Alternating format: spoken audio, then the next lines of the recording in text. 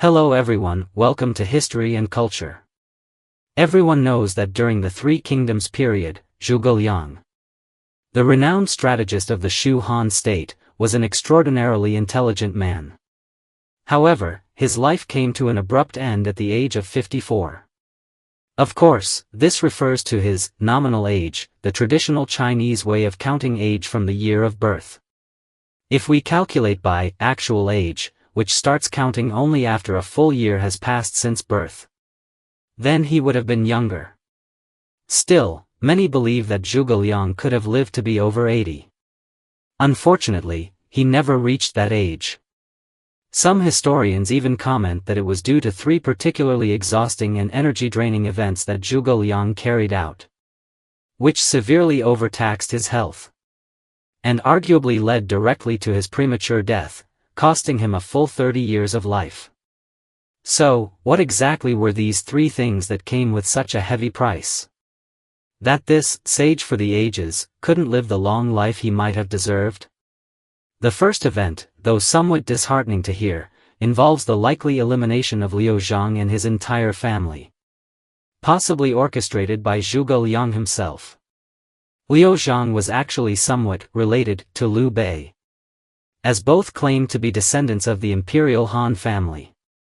Whether that was truly the case is hard to verify. Back in those days, if your surname was Liu, you could easily claim to be a royal descendant, and most people just went along with it. Back when Liu Bei wanted to recruit Zhuge Liang, he famously visited him 3 times at his cottage. The two hit it off instantly, and Zhuge Liang wholeheartedly devoted himself to Liu Bei. To put it simply, Zhuge Liang laid out a grand strategic plan for Liu Bei, a step-by-step roadmap for rising to power and unifying the land. At the time, Zhuge Liang specifically highlighted 2 key regions, Jingzhou and Yizhou.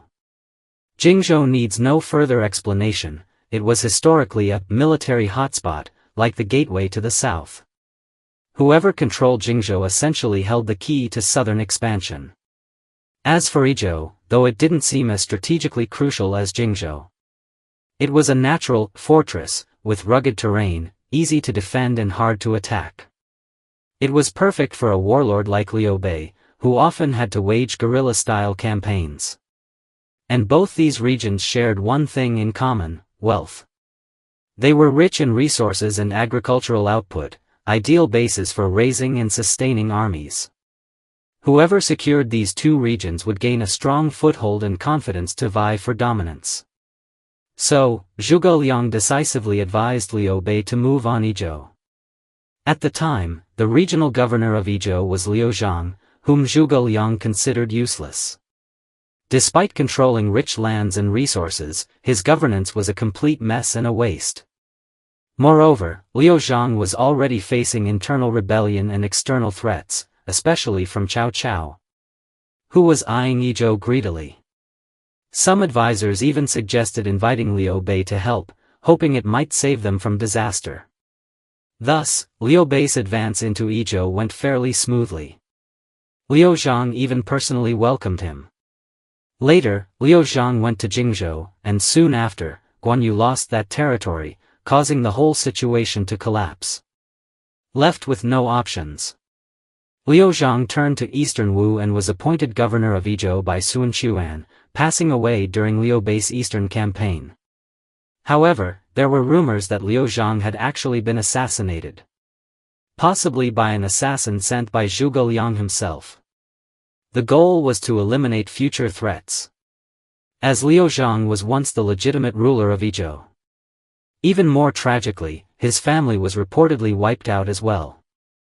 This incident became widely talked about, and people said Zhuge Liang shortened his life by 10 years because of it. Judging by Zhuge Liang's character, he wasn't a heartless man. But in the world of politics and war, things often don't go the way one wishes. In a sense, this episode also reflected his loyalty to Liu Bei.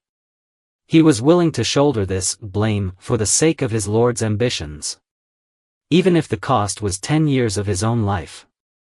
The second event was the burning of innocent rattan-armored soldiers.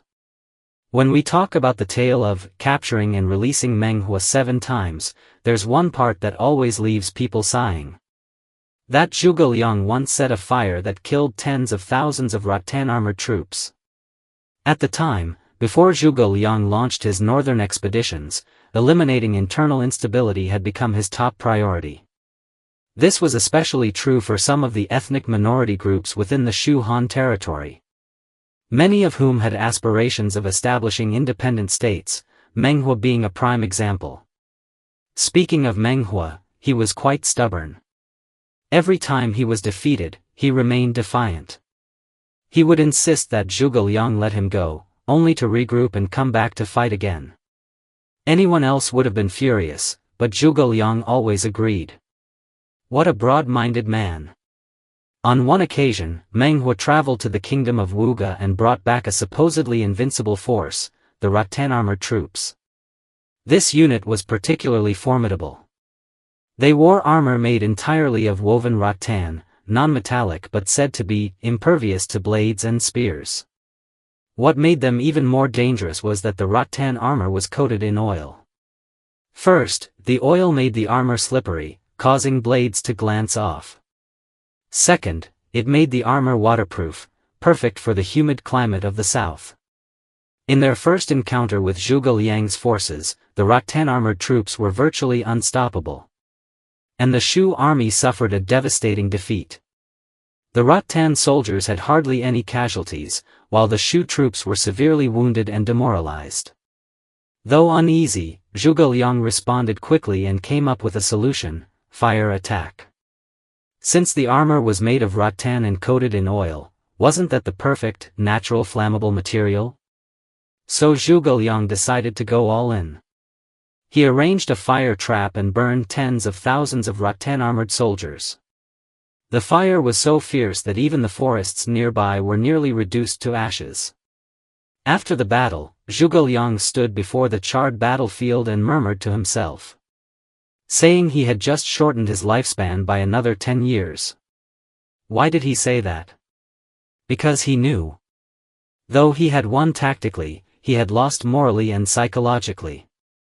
Those tens of thousands of rattan soldiers were actually conscripted by Menghua. They were ordinary people, forced to wear armor and go to war, only to become sacrifices on the battlefield. They were neither traitors nor bandits, yet they were all burned alive. Such a tragic and wrongful death. But from a purely military standpoint, Zhuge Liang had no other choice.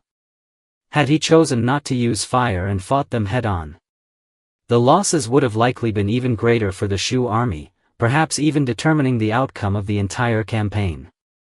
So, gains come with losses, that's just how it works.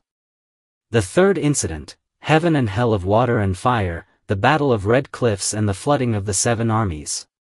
Some may ask, wasn't the Battle of Red Cliffs a just war? Zhuge Liang helped Liu Bei resist Cao Cao.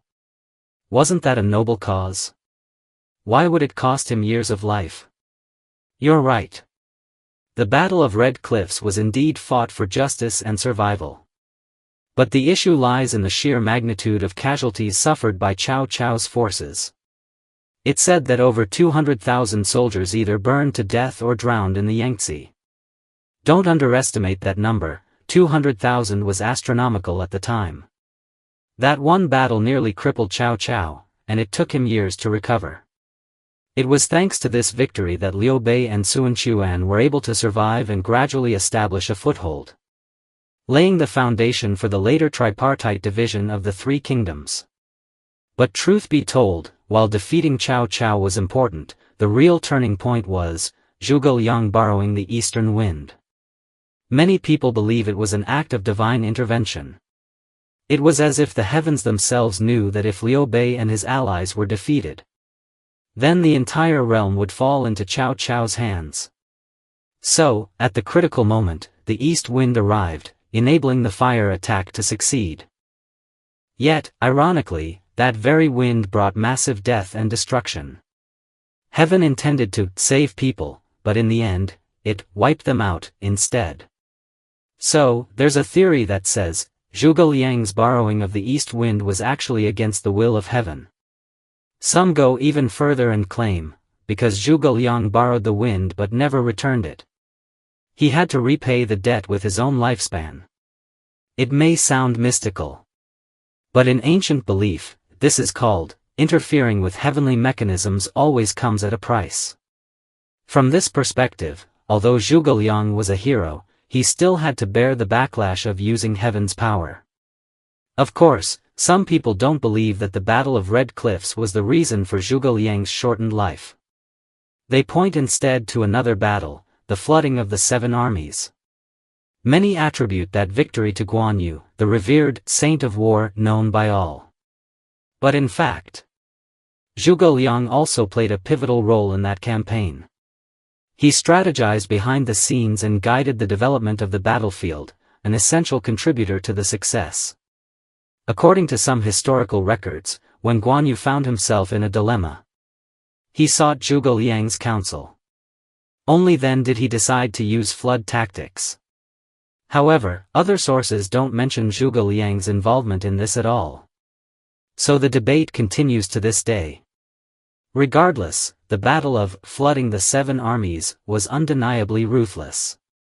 To trap the enemy with water, many nearby villages were also inundated. It wasn't that Zhuge Liang or Guan Yu meant to harm civilians. But the result was that many innocent people suffered, losing homes and lives, with tragedy inevitable. What was meant to be a military operation turned disastrous when heavy rains shifted course, causing surrounding villagers to become unintended victims. Those who had nothing to do with the war ultimately became collateral damage. Some say it was precisely because of the mass civilian casualties caused by this flood campaign that it shortened Guan Yu's life. After all, he was killed in battle not long after. A seeming confirmation of the idea of a life for a life. Returning to Zhuge Liang, in Romance of the Three Kingdoms, he once lit the 7-star lanterns in an attempt to prolong his life. Though we all know that was a fictional scene, it still reflects people's regret. Zhuge Liang died too young.